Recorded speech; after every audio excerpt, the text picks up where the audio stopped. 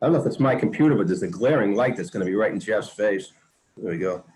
Hey, who is that? Rich, is that you looking out for me? Mr. Technology here. I'm about to get fined specifically for Rich looking out, and it wasn't me. Rich is the guy I know has my back on here. How about that? Get out my game. I'm just joking, man. All right. Sorry about yesterday's limited time. So I'm all yours. All right, we'll start things off with Julian. Jeff, what's going on? Hey, Julian, how you doing? Live and kicking. So I thought this was interesting, right? Last year, time flies, 2019. You do like a film room with ESPN, right? And you talk about Trevor, and you're like, I had a quality control guy come down, like, how much does he run? And you're like, I looked at all the whole season, and I was like, all right, 15 times or whatever it was. Not a lot, we should be good. And then they run like more than he's ever run, quarterback runs ever or whatever. And he remembered that yesterday when he was talking about it and how you guys playing for it. But I was just curious, man, like what kind of surprises or things, because, you already consider him like, the next big thing as well as everybody. But how many more surprises or wrinkles or levels to his game were there that you find when you saw him up close, Yeah. No, you're right. I remember that vivid conversation. It was actually with Coach Turin, who's now our special teams coordinator. I actually joked with him in the meeting room the other day. I called him down to the office and I said, I didn't ask him how much time Trevor ran the ball because I knew he ran the ball. It was how much design quarterback run, meaning quarterback power, quarterback counter, not zone read, but like specific quarterback run game. So it was a little bit more specific than that. And there wasn't many. And then, they came out in that playoff game and there was a lot of design quarterback run game, which definitely taught me a lesson, a big game like that. I wasn't too familiar. I hadn't been back in college football for very long. And, a game they want to win and against our defense, that's what they chose to attack us on. What have I noticed about Trevor, you're asking? I would say the one thing too that I took just watching him live is how tough he is, which is why I have even more respect for him, Julian, because if you look back, he was hit quite a few times and he got back up and he never flinched. And so I would say with how fast he plays the game, running the ball, and how tough he is, those were probably the two biggest takeaways from seeing him live.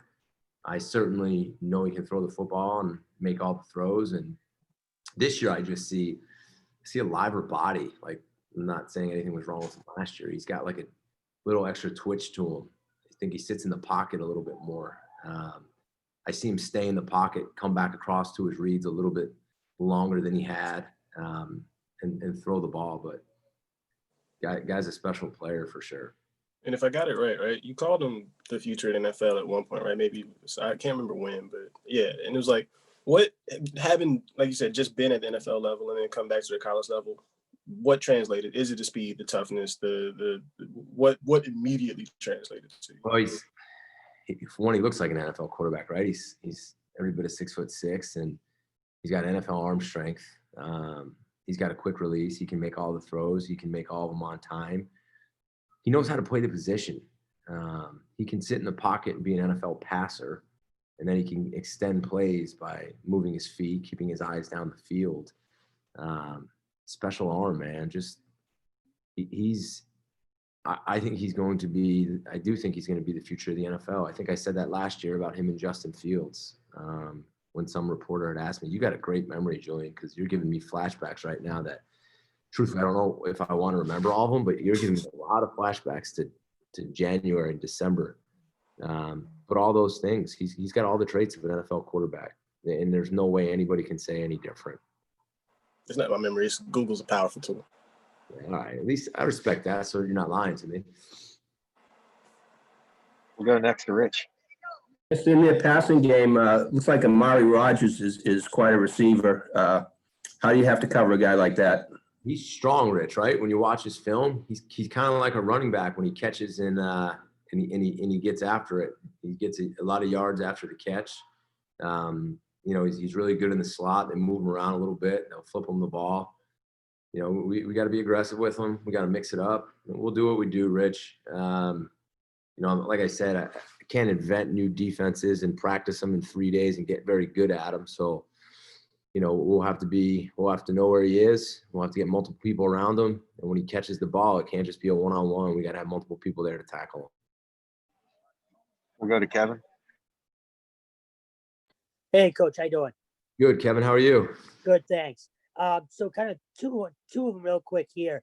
For starters, playing the number one team in the country, that's its own animal. There's obviously a lot of hype and all of that. But you always hear coaches say, hey, it's just another game. It's just another week. First of all, will you acknowledge that, to the guys that this isn't just another week and, details have to be even more fine-tuned and stuff like that. And then on the other side of it, these are just kids still. And obviously people don't think about that. They still have classes and stuff like that. How do you kind of make sure that the focus and the intensity is still there, but you're not overwhelming them with such a big week? Kevin, I don't have to tell the players that this is the number one team in the country, and I don't have to show them film of what Trevor and these guys have done. I mean, they know it. So it hasn't been who I am, Kevin. I haven't made a big deal of it. And if we had to prepare with extra detail and extra effort and extra anything, then I failed as a head coach in this first year. I'd have a hard time telling them we have to do extra anything this week. Why wouldn't we have done that against Georgia Tech and Duke and Virginia Tech and Texas State and North Carolina, right? I talk about the process, and Kevin, what that involves to me is giving everything you have. And I mean, that starts with me, right? So today, tomorrow, Friday, I have to give everything I got. And if I have to give more just because the opponent is ranked higher, then I failed to do my job. And that's how I feel with the players. And that's how I'm trying to teach them, whether we're playing a team that's ranked 127th or a team that's ranked 1. If we approach it any differently, then the process isn't right. And that's how I'm going to coach the team. But we got smart guys on this team that they know the team they're about to play.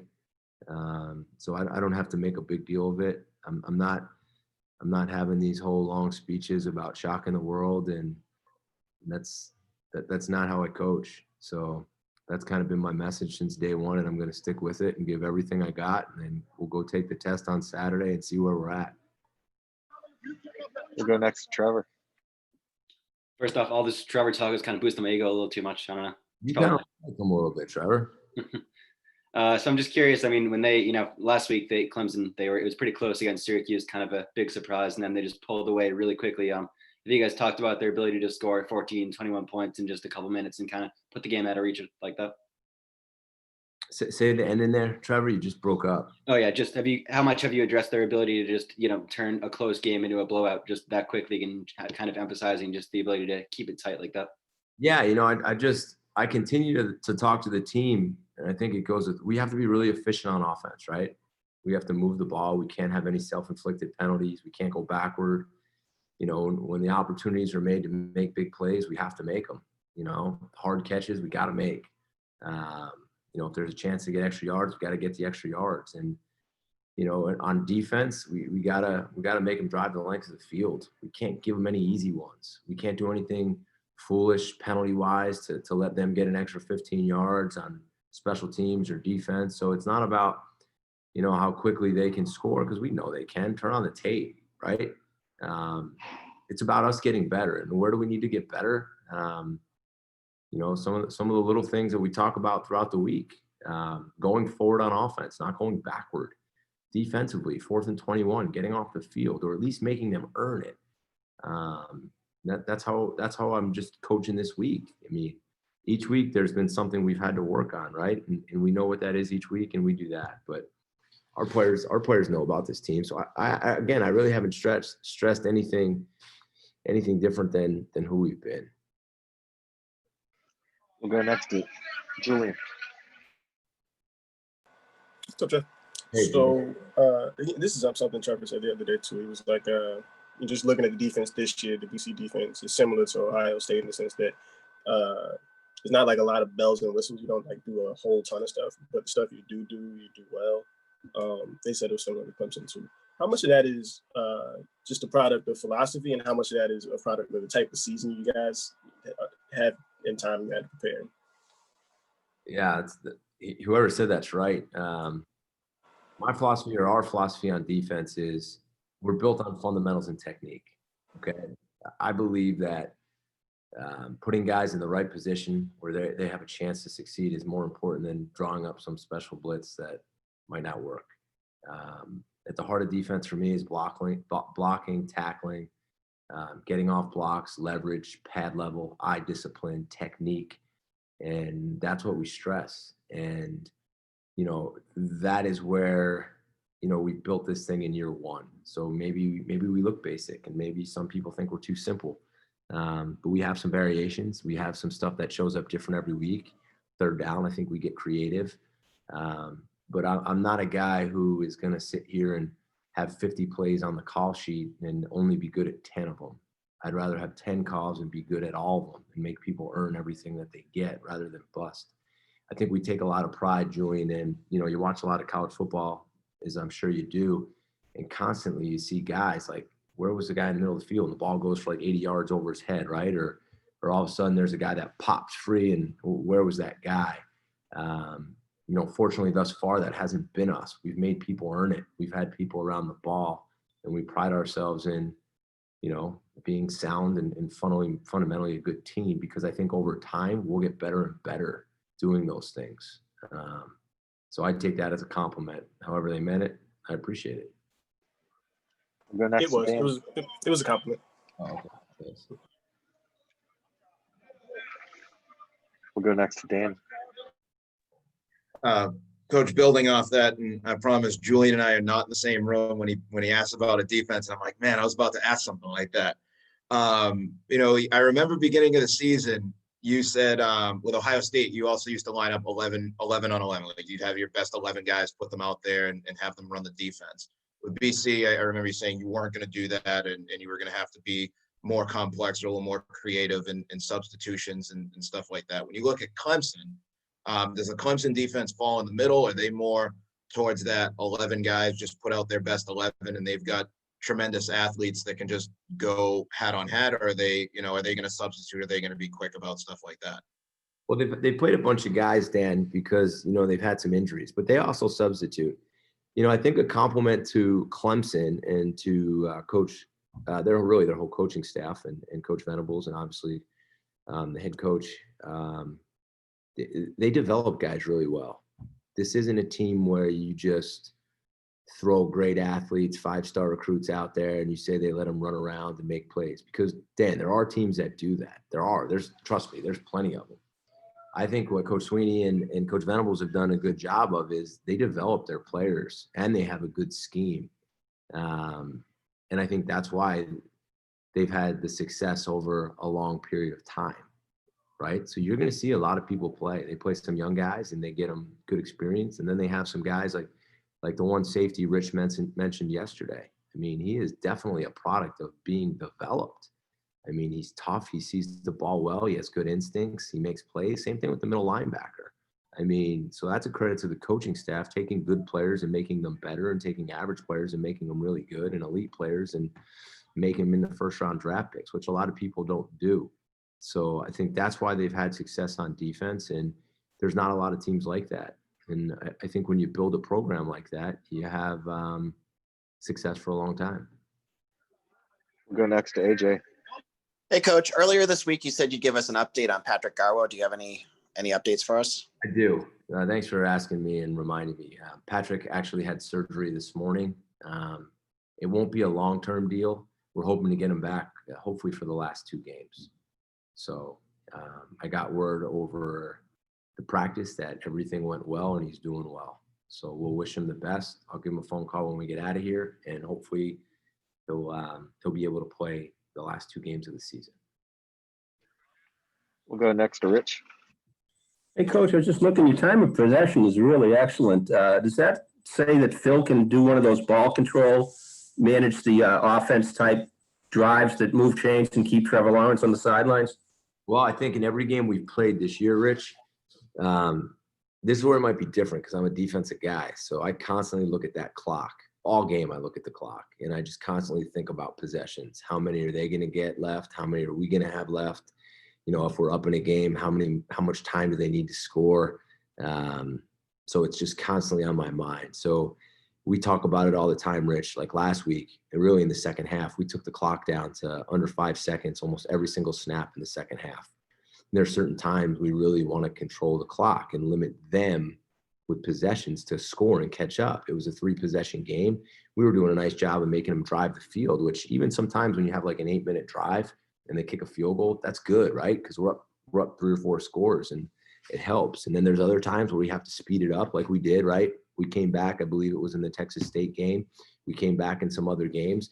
So I think what it shows is we have the ability to use the clock in a very efficient manner. And we have a way to get into a 2-minute mode and run some tempo stuff too.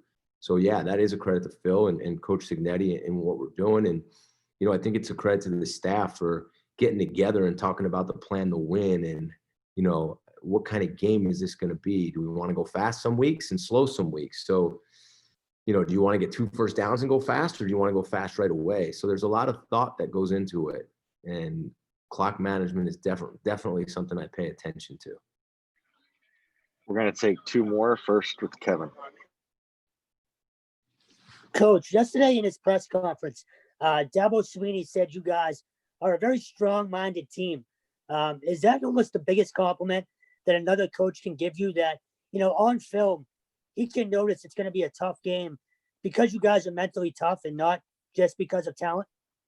Well, I appreciate any compliment that he gives us. I mean, that means a lot. You know, if anybody calls us strong-minded and tough and says we play hard, you know, I appreciate that, and our team, and we appreciate that. You know, that is a compliment. Strong-minded, being able to come back, you know, when you're down in a game in the fourth quarter, strong-minded that you go out to Virginia Tech and you lose big and you bounce back and you put it on a team and go up 24-0. So I do believe it is a strong-minded team, and I really do appreciate him saying that. We'll wrap things up with Julian. I did have something I want to ask because I was talking about it yesterday and the day before, or Sunday. We're talking about the offense a little bit and just kind of introducing it and you know what sparked the idea. But when you got here and you started talking to players, whether it was guys who had already been here like David, Jay, and so on and so forth, or guys you brought in like Phil and Jalen, and you said, "Hey, this is my idea. You know what I mean? This is what we envision for it." What was the response? You know what I mean, from them? And Phil talked a lot about how it excited him. But were there different reactions? What did they give you? You know. You know, I think you'd probably have to ask the players that, or Coach Signetti a little bit more than me. I know that, at least in my perspective, the players seemed excited. You know, just watching them in the limited training camp we had, the way we were throwing the ball around and getting the ball to different players and spreading it out a little bit more, and, you know, having a little bit of an NFL flavor and still the college game, obviously. I do think there was excitement. And I think that'd be a good question for you to ask the players. They probably have some better insight for that than I would, Julian. Jeff, thank you very much for the time today. We appreciate it. All right, guys, I'll see you. I'll see you Saturday, right? Have a good night, and I appreciate your time this week.